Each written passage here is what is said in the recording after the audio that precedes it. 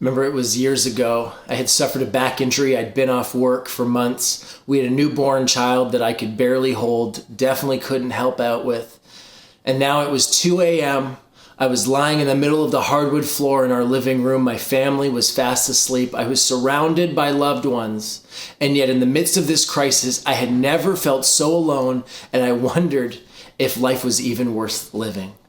That sometimes in the midst of crisis, loneliness hits like never before.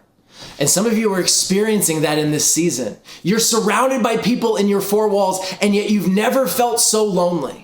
Or you're constantly inundated from FaceTime calls with your grandchildren. You see your loved ones every day, and yet it's been 8 weeks and nobody has asked you how you're feeling. You've been separated from loved ones. You're isolated, and you feel like a part of your humanity has been stolen. You have hundreds of Facebook friends, and yet while people are constantly messaging you and checking up on you, you've never felt so unknown and unloved, like nobody knows what you're going through. Some of you have lost a business, and with that you've lost relationships, and as the months carry on, you're wondering, will the business ever come back, and will the relationships ever come back? Some of you are sitting in isolation, realizing that you feel like you failed in the love department, and wishing you could have a second chance with him or with her or with them. That some of you, Mother's Day was incredibly triggering. As you drove to the grocery store, you saw families who had driven for hours just to stand a hockey stick's length away from their mother, and you thought to yourself, why didn't I get that? That why is it that when you went through social media and saw all the amazing things that people said about their mom, you had a picture, and then you had a cursor that just continued to stare you down and remind you that you lacked what you so longed for. That crisis has a way of highlighting the loneliness inside of us, and while some of us wish we could take our relationships and throw them in the basement, or at least put them on Facebook Marketplace so at least we could recoup some of the money of a failed hobby that we thought we would be good at, we know we can't get rid of relationships. Because we know if we give up on relationships, we give up a part of our humanity. Today, I want to encourage you as you navigate loneliness and the soul-crushing craving for community and relationship. Today, I want to share just a few reflections, not from someone who's never felt lonely in crisis, but someone who's in the midst of this crisis as a friend in the trenches with you.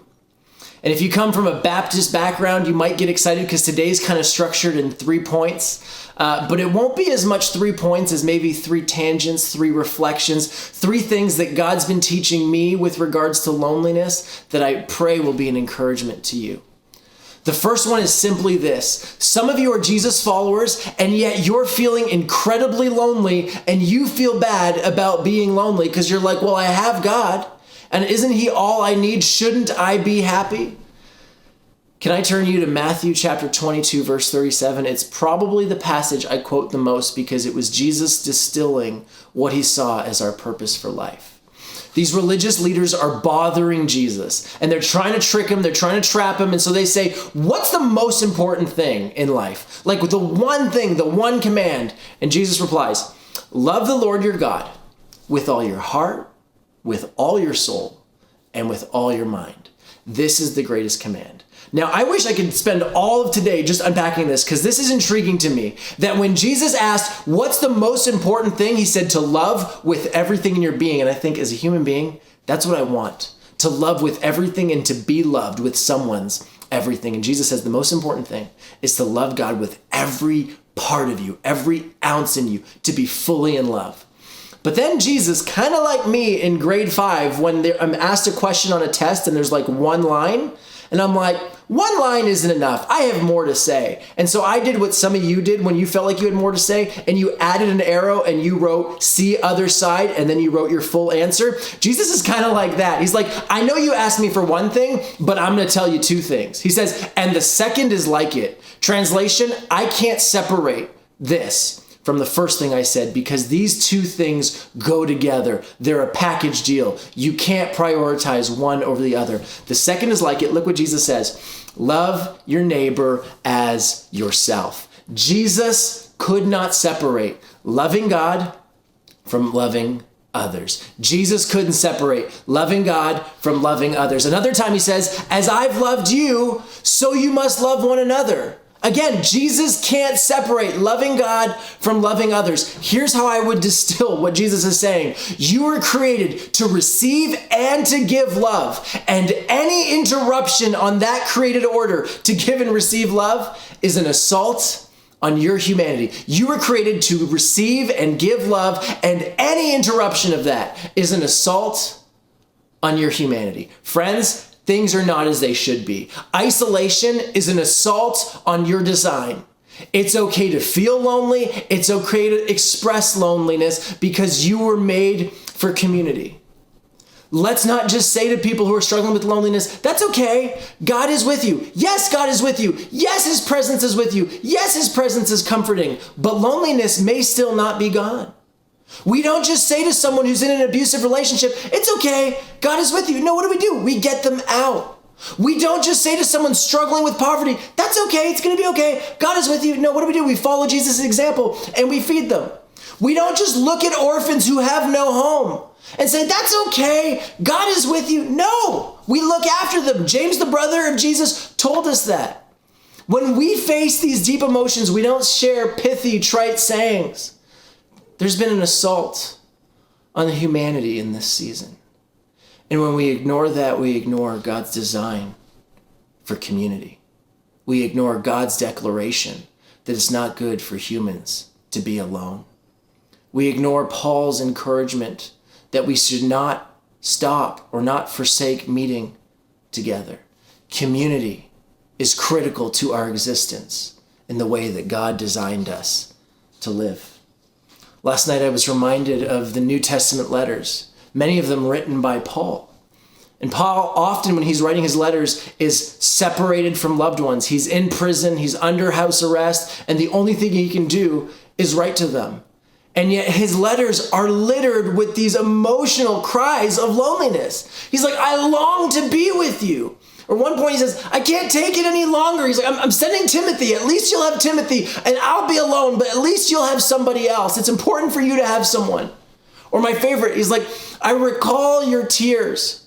And this is Paul speaking. Paul, who wrote like half the New Testament. I long to see you so that I may be filled with joy. Wait a second. Paul, didn't he write the word that one of the fruits of the Spirit was joy? Yes. And it is. And yet he can still cry out and say, but I so badly want to be with those I love, the other humans in my life, because that will make my joy complete. It will fill me with joy. Be encouraged. First point, you can be a Jesus-loving, Spirit-filled, loneliness-struggling Jesus follower. And what do? We continue to claw in any way that's possible at any semblance of human relationship because we were made for it. We were designed by God for it. I'm encouraged by your creativity, Lakeside, and those of you who have been joining us and beginning to interact with us online. I know we can't gather together, but I'm so intrigued by the ways you've been leveraging technology to claw at relationship. It's God's design, and our world is seeing and knowing it in this season. Be encouraged. You can be a Jesus follower and be a Jesus-loving person who is Spirit-filled, and yet loneliness is still something that you struggle with. Second thing I want to tell you is that some of you, this has been a season of deep sorrow, disappointment, and rejection relationally. This crisis has brought to mind the fact that you raised them and they are not calling you. You gave years of your life for someone and they're not reciprocating. You spent years in that marriage and now they want nothing to do with you. Or you were at home with those kids for a decade and they've been home with the kids for 8 weeks and there's no appreciation. You're surrounded by people, but nobody gets it. People make comments like, well, it's what you do and you're just parenting. And yet every night you cry and you weep. Some of you are off work and your friends and it's in jest, but they're just joking like it'd be nice to have a free ride. I wish I was an essential worker. I wish I just got a government paycheck for watching Netflix all day. And you feel like you're devastated. And every one of those words, even though jokingly, hurts you so badly that you so desperately want to go back. And you feel like nobody understands your sorrow and your disappointment, and you feel rejected. Some of you, it's a business.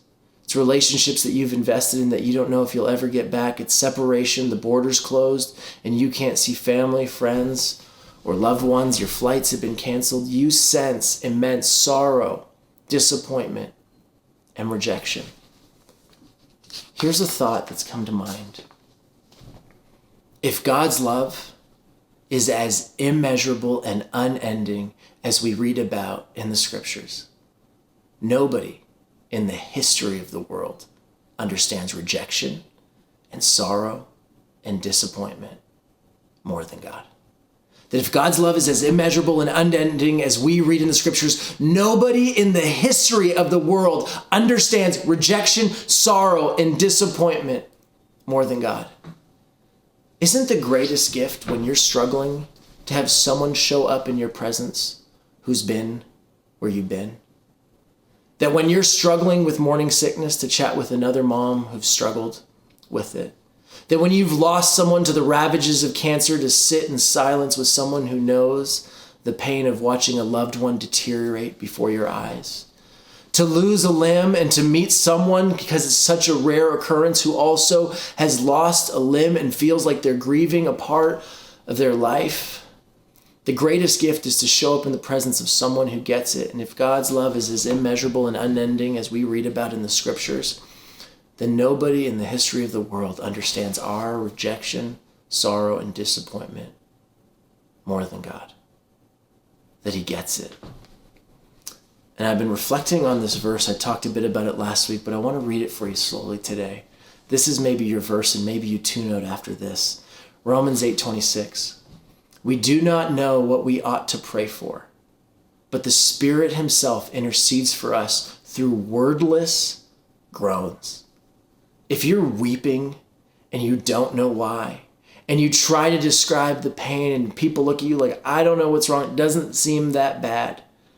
I love this verse. It says that God can make sense of the groans in our hearts. God can translate it, and God gets it. I love even the story of the Israelites. God shows up one day and he's like, I've heard your groaning. He doesn't say, I've heard your prayers. He's like, I heard you crying out. I heard you complaining, and I came. You don't have to go searching for God. You don't have to go begging for him. You don't have to try and find the right language. Like, oh, holy God, would thou gracious me with thy presence? Would you please granteth me your ear for me to share how I am feeling? It's like, you don't have to do any of that. You just weep, and God is already aware of your groaning. You cry, and he already can understand it and make sense of it. That maybe the cheesiest way, but most memorable way I've ever heard it described is simply this. Even our groan will reach God's throne. Even our groans will reach God's throne. When nobody understands what we're going through, God already understood. I wonder if this is a season where some of us can learn to pray. And I don't mean pray like asking God for this and confessing this and repenting. Those are all good things, but like just a soul connection with God where you just share what's going on, even if it's in the shape of tears and groaning. I love that Robin Elliott every week has been putting out a pause and pray on social media. And if you haven't watched it yet, please do. I love that she just gives us an opportunity to be still, to be aware of what's going on, and to connect at the core of our being with the Spirit of God in us. That this may be a season where we learn to pray, not because we're asking for anything, but because we're coming into the presence of someone who knows and who gets it. When we come, lacking words, unable to even decipher and explain what's going on within us, God can translate, because even a groan reaches his throne. The last reflection that I've been thinking about is, what is the learning that's happening in this season? Crisis always brings greater awareness. So what does this crisis teach us about ourselves? What are you discovering about yourself? And what am I discovering about ourselves in the midst of this? I don't know about you, but I'm discovering I have way less love to give than I ever realized. Anyone else feeling like they have nothing left to give? It's like our families need more from us than we can offer. Our kids demand more love and patience than we have to give, or maybe just want to give. We probably should have more patience, but we continually snap at the people around us, at our parents, at our kids, at our spouses, at our friends. We find ourselves in the grocery store, and we've always touted ourselves as gracious and sacrificial and generous people, and people have told us, wow, you're so generous. And yet when push comes to shove and it's the last can on the shelf, all of a sudden we realize, yeah, I really don't care about you. I care about me. Like we should have more and we expect more of ourselves, but we don't. Then maybe like me, you're realizing that you're not as great in the love and sacrificial love department as you once thought. That maybe you've had some fights with loved ones, with parents, with spouses, and the accusations are flying. You did this, and you didn't do this, and you never, and you always, and someone finally just threw up their hands and like, sorry, I'm not perfect. And you realize, yeah, that is kind of what we expected. Maybe you're a parent who realizes you gave and you gave and you gave and your body is different because you had kids and your sleep patterns were ruined because you had kids and your financial status is different because you had kids. And yet that doesn't seem like enough. You're constantly being told the areas in which you failed. It's like they were looking for something more than we had to offer. Maybe you're reflecting in this season on your love life and you're disappointed that you never found the John Legend song, right? Like the way in which someone who knows your imperfections still loves you and, as Bruno Mars said, would catch a grenade for you. Isn't it interesting in times of crisis that we just become aware of how much we crave perfect love, even though we are aware now, maybe more than ever, that we don't have it? It's fascinating to me that in times of crisis, we realize that we failed at love, we've been burned by love, and yet something in us still craves perfect love. How do you make sense of that? If evolution is your preferred understanding of the world that we live in, why haven't we evolved our way out of needing perfect love? We just continue to want it. We continue to go back for more.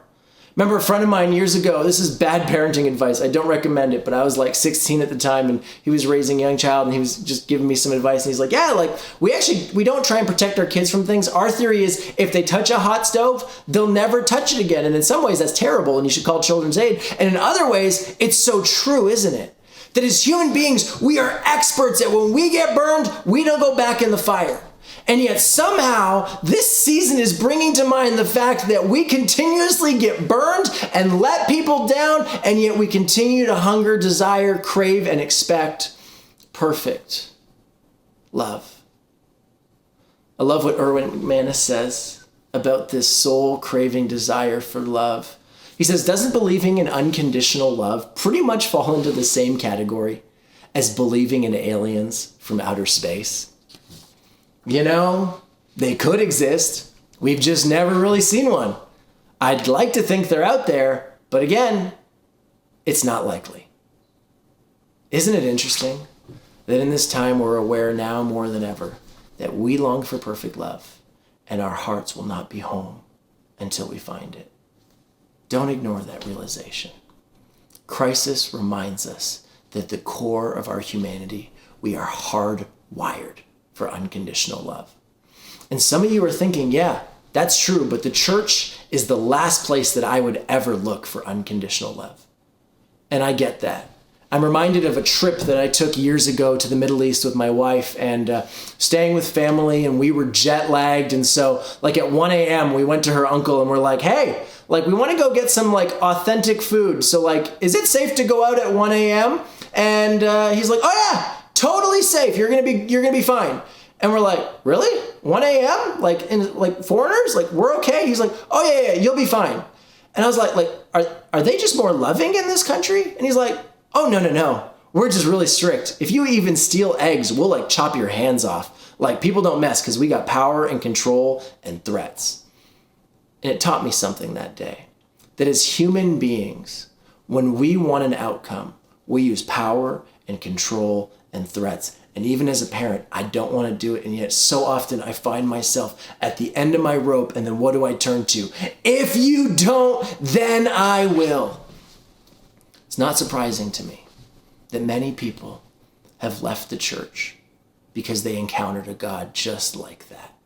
Power and control and threats.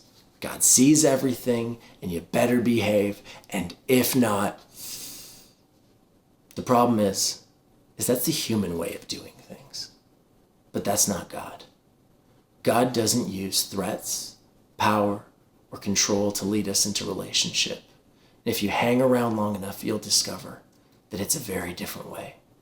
That when Jesus describes what God is like, he uses stories that grip our hearts, not our fears. That this week, if you've never read the Bible, maybe the third point is maybe this is the week that you start reading it.